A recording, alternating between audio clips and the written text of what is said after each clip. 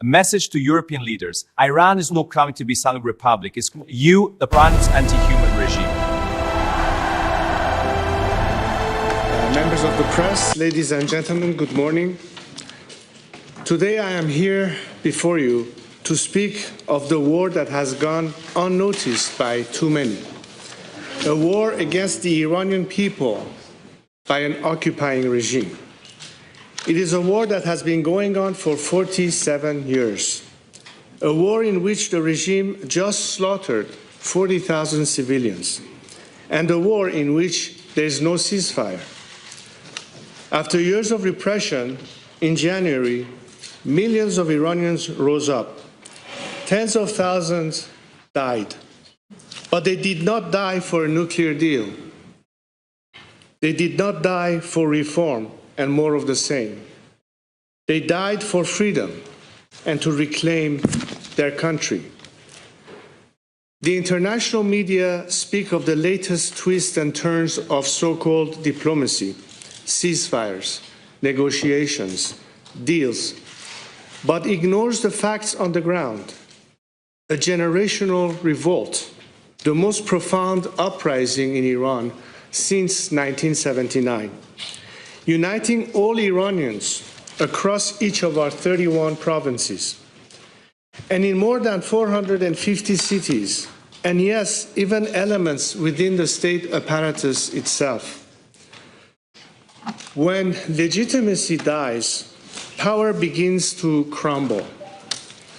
As Chancellor Merz declared, if a regime can only hold onto power through sheer violence and terror against its own population, its days are numbered. The question is not whether change will come. Change is on the way.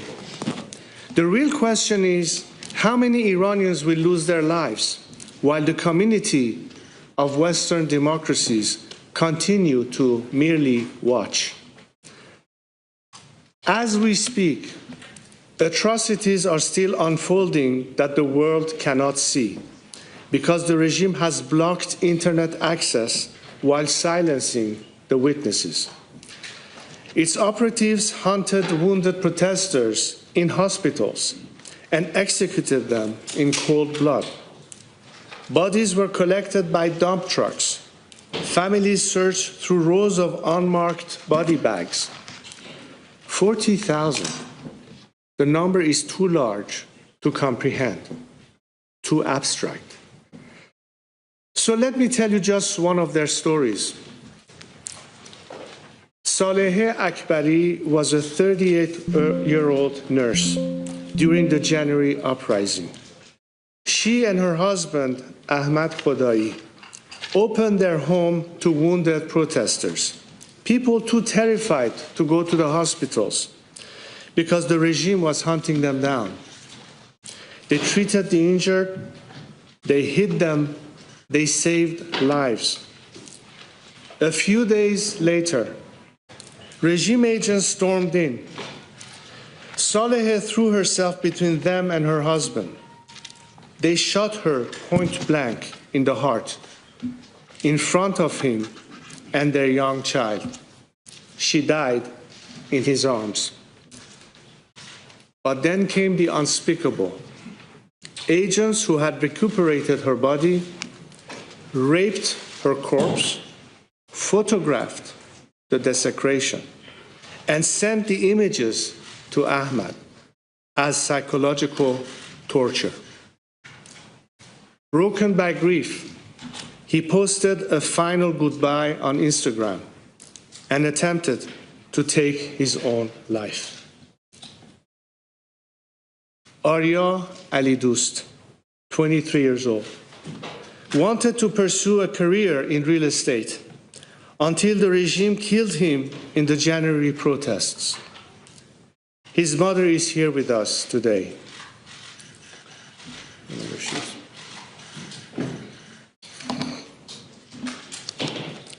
Sam Afshari, almost 17, was a champion swimmer.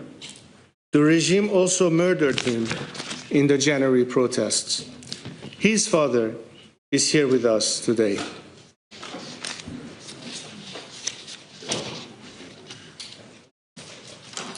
Mr. Afshari and Mrs. Alidust will be here with me after I take your questions, and I hope you will speak with them too. I urge you to listen to them. There are more. In the last 2 weeks, 19 political prisoners have been executed. So let me ask you, do any of you know their names? Have any of you written articles about them? Have you looked into this at all? I read in your newspapers about the tragedies of war. But what of the regime's crimes against my compatriots? It is committing crimes against humanity as we speak. Will the free world do something or watch the slaughter in silence? There are people waiting for the answer. Their lives are literally on the line. As we speak, 20 political prisoners have been sentenced to death and are awaiting execution. Do you know about them? Will you conduct investigation into their shame trials? Each of them is from the January 8th and 9th protests. These 20 people and millions more are waiting to see whether you care about their lives enough to do anything about it. Will you? I want to speak directly to the journalists in this room. The regime has maintained an internet blackout exceeding 1,200 hours, 8 weeks of enforced silence. The Iranian people cannot call their families, cannot document what is being done to them, cannot show the world the crimes committed in their streets. Meanwhile, regime officials appear freely on your networks, post on your platforms, and offer their version of events to your audiences, unchallenged, uncontested, unopposed. You are the only free press the Iranian people have right now.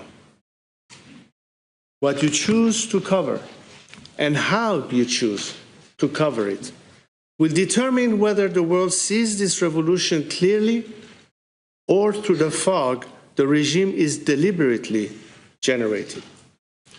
It can literally determine whether innocent people live or die.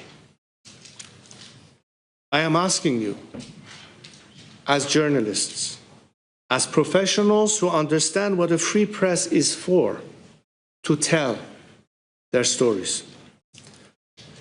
In Germany, you know all too well the danger of dehumanization.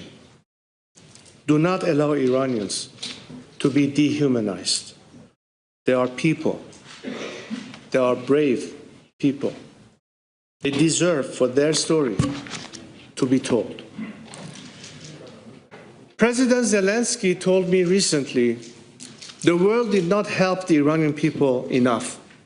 It stood aside, and by the time politicians began forming positions, the Ayatollah had already killed thousands. He warned that brutality, rewarded with survival, sends one signal to every bully: kill enough people and you stay in power. And yet, here we are again, on the cusp of the same catastrophic mistake. There are many regime propagandists in the West who are calling the regime's negotiators reasonable, moderate, people with whom we can do business. But Ghalibaf and Arakchi are not pragmatists. They are not reformers, nor are the IRGC killers behind the curtains. They are different faces of the same machine that shot Saleh Akbari in the heart. They are the ones who will execute these 20 people I just told you about.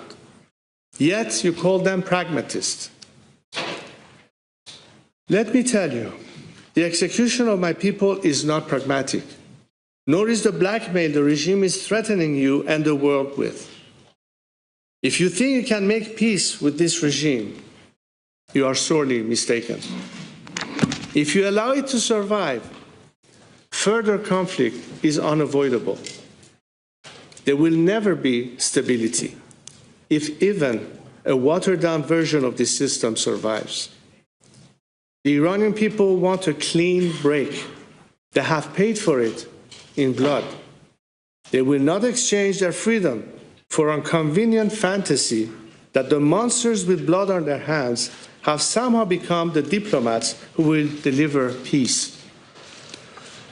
I ask you here in this room, who is representing the 40,000 at the negotiation table? Who speaks for Saleh?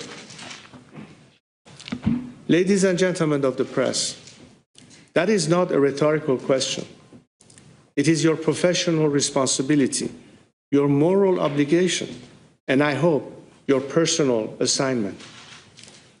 When spokespeople brief you on progress and breakthroughs and pragmatic solutions, ask whose freedom was negotiated away to get here. The 40,000 cannot hold a press conference. Saleh cannot correct the record, but you can. Europe has not. It claims to stand for human rights, democracy, justice. Yet its politicians ignore the crimes against my people and instead criticize the humanitarian intervention that millions of Iranians pleaded for, the intervention that eliminated the dictator and weakened the regime's apparatus of repression. 88 years after Munich, we gather here in Berlin to ask whether the world will now stand with the people of Iran or continue to engage with the perpetrators of crimes against human dignity, whether it will stand and fight for good or bow to appease evil. In German law, human dignity is sacrosanct, the absolute foundation of all other rights. This regime has made its destruction a governing principle, and it has brought that principle to German soil. German courts have linked Iranian state agencies to firebombing and shooting attacks on synagogues in Bochum and Essen. Intelligence services have documented Iranian cyber attacks on the German government, dissidents, and defense industries. And this is not new. The regime brags about the murders it has committed on your soil, like that of Iranian Kurdish dissidents or a beloved artist, Fereydun Farrokhzad. They have no shame. In fact, they boast. This is what they do. They have always done it, and they are doing it still on European soil, in European cities, against Europeans. The threats to Germany and Europe continues to this day. It threatens you with the terrorists it sends to your shores. It threatens you with the suicide drones it sends Putin in the war against Ukraine. It threatens you with its new long-range missiles that can hit the heart of continental Europe. As long as this regime is in place, you will continue to face these threats, and they will only get worse. No deal will solve this. No negotiations will solve this. It is in their DNA. For 47 years, you have tried to change this regime's behavior. And for that, should be obvious by now, you have failed. So today, you have two choices. You can submit and continue to live under constant blackmail, or you can chart a new course.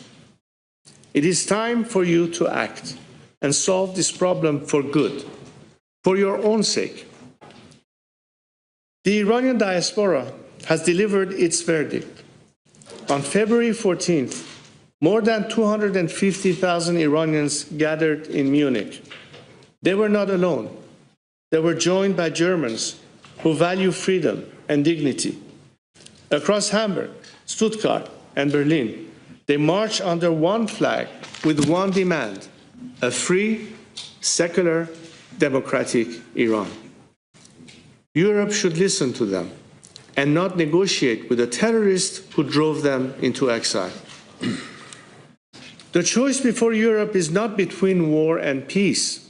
It is between a dying regime that endangers us all and a free Iran that can become a partner for stability. European governments must stop appeasing this regime, expel regime ambassadors, refuse to legitimize any arrangement that preserves the IRGC-centered power structure, prepare to recognize the transitional government when it is announced. The snapback sanctions, the closure of Iranian consulates, the push to list the IRGC as a terrorist organization, these are steps in the right direction, but they are not enough. For 47 years, the world has known Iran through the action of a regime that took a great nation hostage, chose ideology over its people's well-being, and exported terror instead of peace. But that is not the real Iran. The transitional government I envision will honor these commitments from the very first day, and Iran's nuclear ambitions immediately and permanently. And all support for terrorism. Release every hostage. Free every political prisoner. Normalize relations with the international community. A free Iran will be a stabilizing anchor for the entire Middle East, ending the proxy wars that have ravaged Lebanon, Yemen, Iraq, and Syria, and become a partner for regional economic integration. Its energy potential, reconnected to global markets, would benefit European consumers, Persian Gulf neighbors, and the Iranian people alike.